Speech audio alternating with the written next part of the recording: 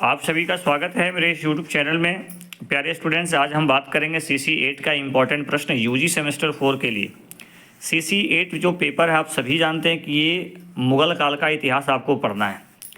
तो इसमें क्या क्या प्रश्न आपको पूछे जा सकते हैं, देखिए मैं शॉर्ट प्रश्न पहले बताऊंगा। शॉर्ट प्रश्न में आप अबुल फजल को पढ़ लीजिएगा, अब्दुल कादिर बदायूनी को पढ़ लीजिएगा, अब्दुल हमीद लाहौरी को पढ़ लीजिएगा, बर्नियर को पढ़ लीजिएगा, है ना, इबाद खाना पढ़ लीजिएगा, पानीपत का प्रथम युद्ध पढ़ लीजिएगा, अष्टप्रधान पढ़ लीजिएगा, पानीपत का द्वितीय युद्ध पढ़ लीजिएगा। तो निश्चित रूप से आपको प्रजा शासन व्यवस्था पढ़ लीजिएगा।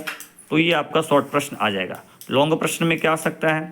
लॉन्ग प्रश्न में आ सकता है कि शेरशाह की प्रशासनिक व्यवस्था का वर्णन करें, शेरशाह की उपलब्धि को लिखें, ठीक है, अकबर की धार्मिक नीति को लिखें, मूल्यांकन करें, अकबर की राजपूत नीति, मनसबदारी व्यवस्था, है ना, और मुगल साम्राज्य के, मुगल वंश के पतन के कारण शिवाजी की उपलब्धियां, चाहे शिवाजी के सुधार, जो प्रशासनिक सुधार किए, जैसे अष्टप्रधान नामक व्यवस्था को उन्होंने शुरू किए थे।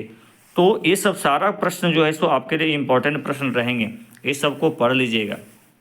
साथ ही साथ एक बायोग्राफी हुमायूं को अच्छे से पढ़ लीजिएगा। हुमायूं का जीवनी, है ना, उनका क्या क्या कौन कौन से युद्ध किए उन्होंने शेरशाह के साथ, ठीक है।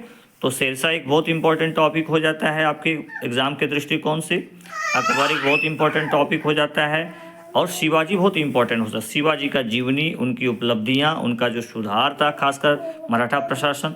तो मुझे लगता है प्यारे स्टूडेंट्स, इतना टॉपिक यदि आप पढ़ लेते हैं तो आपको कोई प्रकार का किसी तरह का दिक्कत नहीं होगी, आप एग्ज़ाम में अच्छा करेंगे, ठीक है।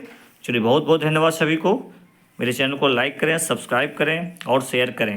अब नेक्स्ट वीडियो में हम इससे रिलेटेड आपको एक्सप्लेन कर देंगे किस तरह से आप आंसर को लिखेंगे, इस टॉपिक में आपको क्या क्या देना चाहिए, और फिर आपको CC9 और CC10 का भी हम ऑब्जेक्टिव प्रश्न और लॉन्ग क्वेश्चन, शॉर्ट क्वेश्चन हम बना देंगे।